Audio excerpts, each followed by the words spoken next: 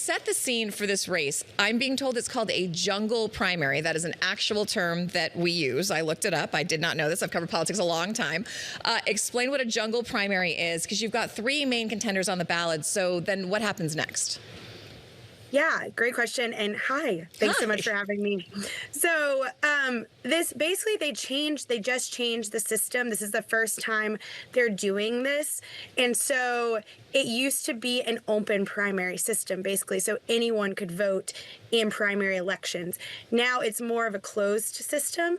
And so we have three Republican candidates that are running, and they, whoever gets the top. So if no one reaches 50% of the vote, then it moves to a runoff in June.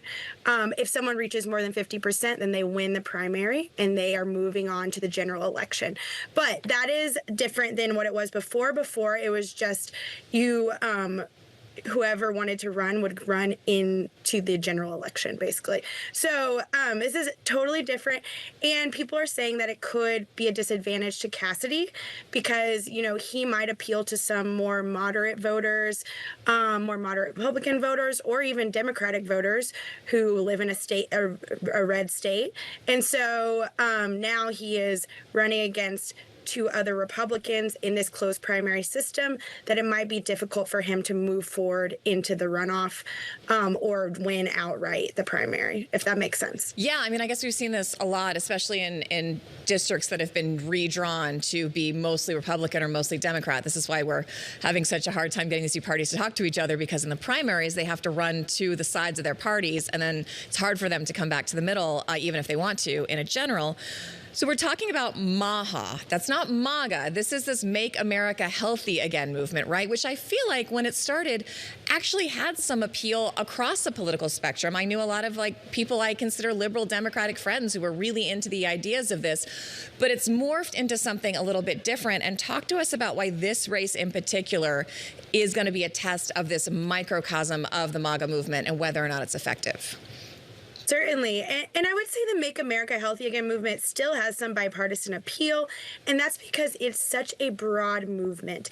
It encompasses people who don't like processed foods, who have some concerns about vaccines, who are anti-pesticide. And so people have a lot of different concerns that fall within, you would call the MAHA agenda.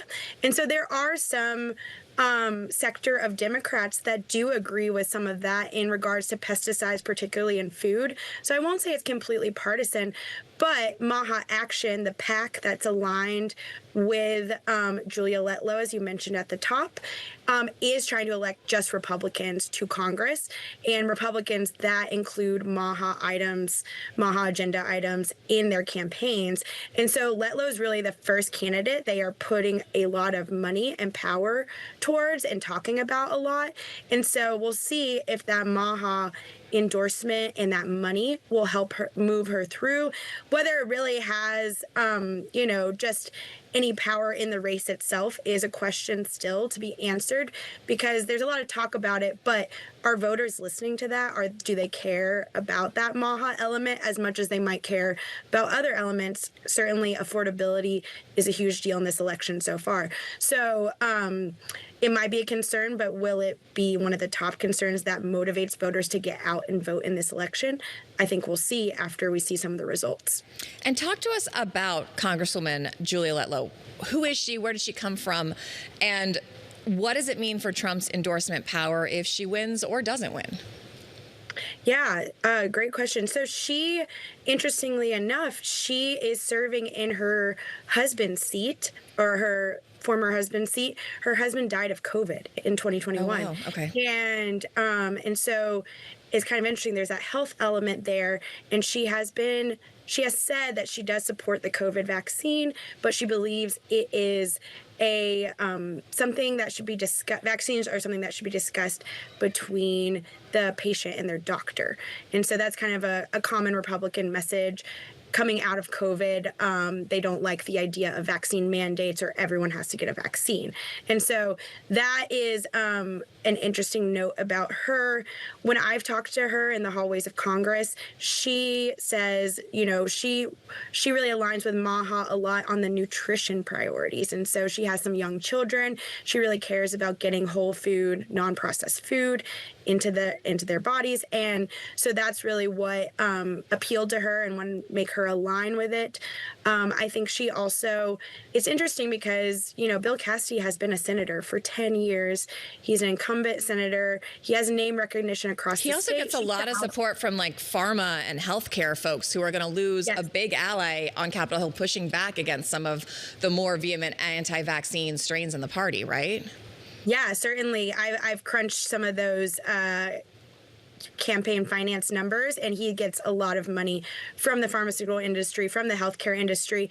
I mean, he has the top chairmanship on one of the health committees on the Hill, and so it makes sense that he would get a lot of money from those industry groups. That's kind of just how Congress works. But yeah, he certainly has been pharma friendly. He, can be skeptical about some kind of anti-pharma policies sometimes. It kind of depends. So yeah, if he loses, they would lose that ally potentially. Though I think anyone that gets into a Senate seat will then have corporate get that want to come and give them money. And so we'll see if that changes. If Letlow is in the seat or Fleming's in the seat, they'll probably still get money from corporate interests. Of course, we've got about 30 seconds before I let you go. But I just want to say, Cassidy, like you said, he's pro-vaccine. But he did get a lot of flack for voting to confirm RFK. That wasn't enough for the president. He still endorsed someone else in this primary.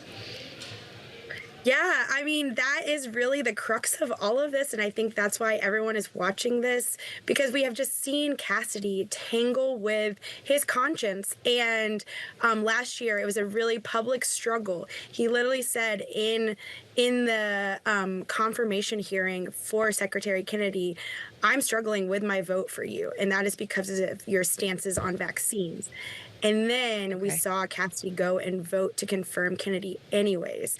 And that was not enough for Trump.